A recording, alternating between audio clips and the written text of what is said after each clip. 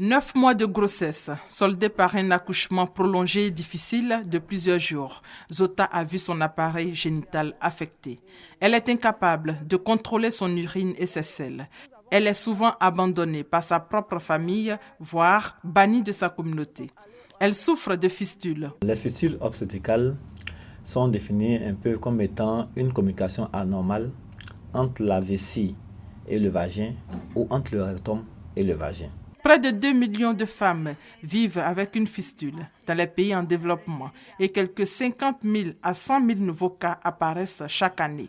Mais il est bon de savoir que la fistule est curable et évitable. Il faut en général éviter que les jeunes filles soient mariées trop tôt. Parce que lorsqu'elles sont mariées trop tôt, le bassin n'étant pas mature, lorsque il va y avoir une grossesse et que le travail va être prolongé au cours, disons, de l'accouchement, c'est en ce moment-là que ces complications-là vont survenir. Et quelquefois, on peut voir ça aussi au niveau des femmes qui ont des mutilations génitales, parce que l'excision qui est importante peut entraîner un problème au niveau du tissu mou.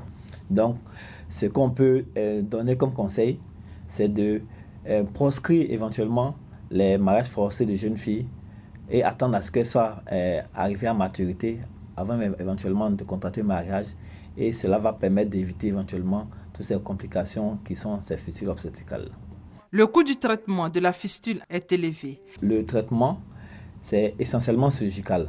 Mais dans certains cas, on peut placer un cathéter et puis réussir progressivement à obtenir une fermeture de cette brèche-là. En Côte d'Ivoire, grâce à l'ONG GFM3, près de 600 femmes ont été identifiées et prises en charge. Les femmes les plus affectées par la fistule vivent dans des zones rurales avec un accès limité aux soins médicaux.